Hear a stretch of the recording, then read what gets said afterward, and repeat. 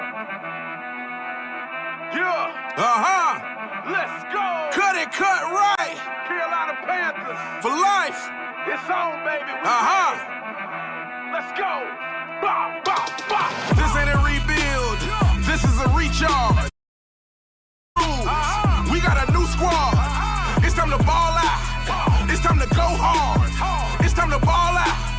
It's time to go hard. This ain't a rebuild.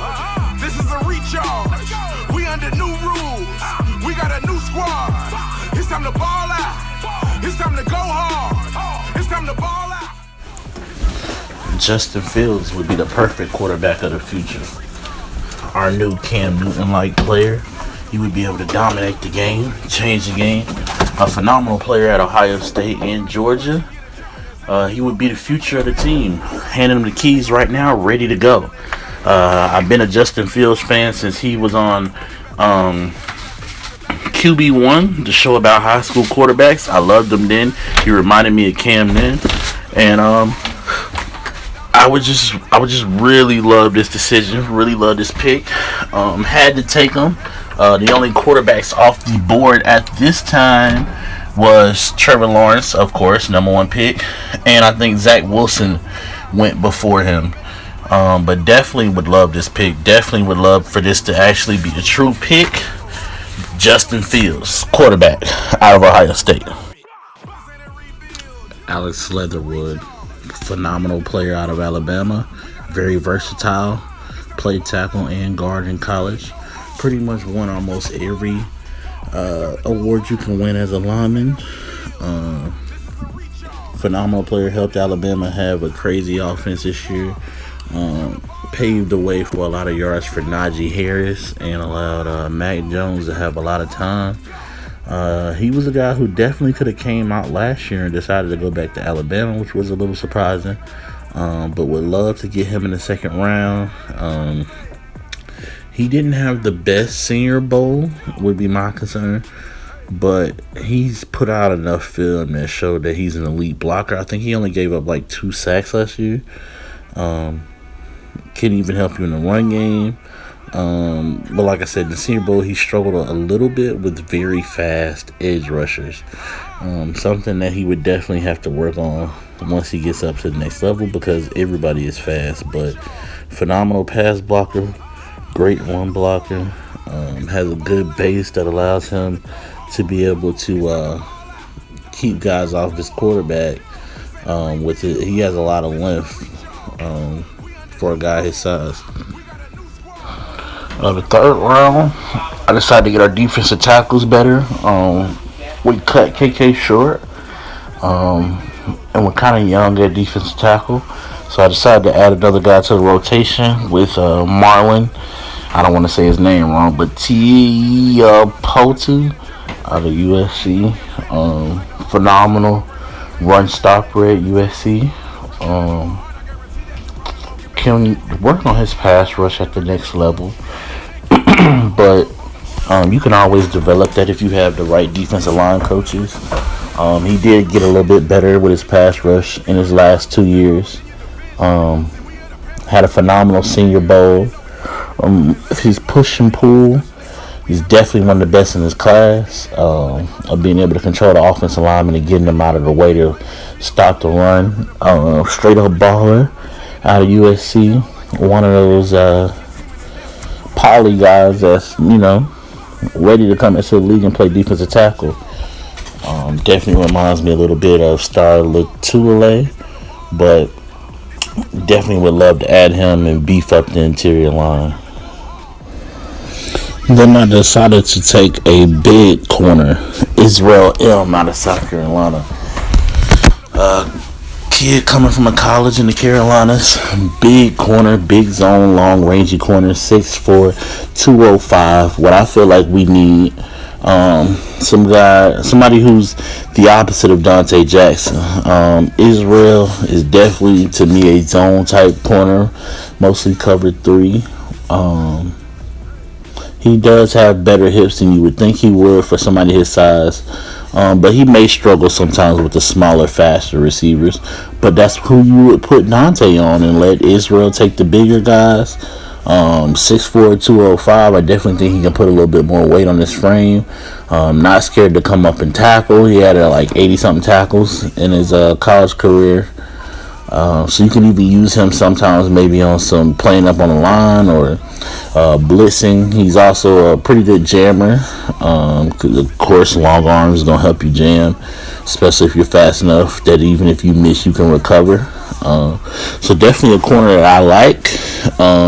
Been a big fan of his. I'm a big fan of the bigger, corners, the 6'2", 6'3", 6'4" guys. I definitely like that. So that was my next choice, Israel M out of South Carolina. Now we have a lot of speed at receiver, especially if we keep Curtis Samuel. A lot of speed at receiver. But we need somebody who's gonna make sometimes just those big catches in big situations. Your third downs where you just need a tough catch. And I feel like my next pick is a guy who can get that done. Sage Surratt, part of the legendary Surratt brothers that played near me in Lincolnton, in the Lincolnton County schools. I think they played at East Lincoln actually. But him and his brother they were a crazy connection in high school, and Sage continued to play wide receiver at Wake Forest while Chaz changed into one of the best linebackers in the country from my Tar Heels. But Sage is a guy who's definitely gonna make catches, can definitely make contested catches. He's 6'2", not the biggest receiver, but he plays bigger. He knows how to use his size to kind of keep corners on the outside. Keeps his body in between. Has great hands. Doesn't have elite speed, so won't have elite acceleration or anything. He's probably more like a 4.5, 4.6 guy, probably than a 4.3 guy, 4.4 guy. But definitely reliable. Definitely a possession type receiver who I feel like knows how to get open. And once he does that, he can get you a lot of catches. He can definitely be, if you're going to give him the opportunity, he can definitely be a 60, 70 catch guy. Sage Surratt, next pick, he opted out last year. But definitely a receiver that I've rocked with a long time. Like I said, the Surratt brothers are crazy legends around here. But that was my next pick. Alright, right here I went Shaka Tony. Sadly, always known as the other guy at defensive end at Penn State. In 2019, he was a little bit overshadowed by YGM, who was the Panthers. And then this year, he was overshadowed by the defensive end on the other side. But Shaka Tony, I think would be a good pass rusher in the league. I could see him and YGM rotating, with YGM playing on rushing downs and Shaka Tony playing on passing downs. But explosive, bendy pass rusher. Little light. He's like 238, 240, somewhere around there. But not the best run stopper. That's why I said you might want to rotate him as just as a pass rushing guy. But definitely good at getting to the quarterback. And him having a lot of bend with Brian Burns on the other side, having a lot of bend, I just think would be great.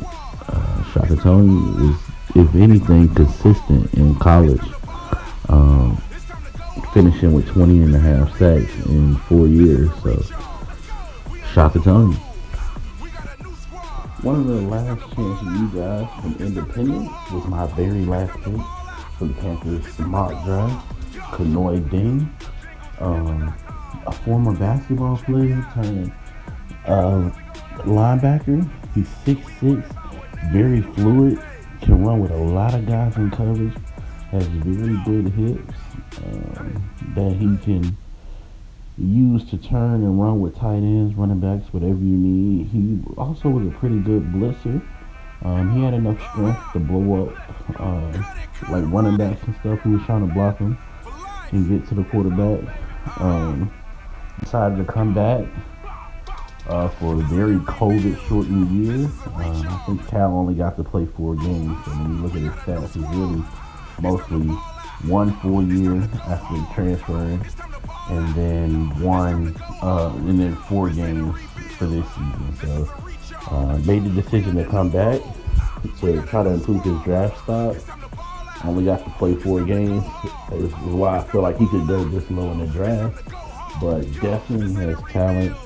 And definitely one of those JUCO guys that can make it to the league.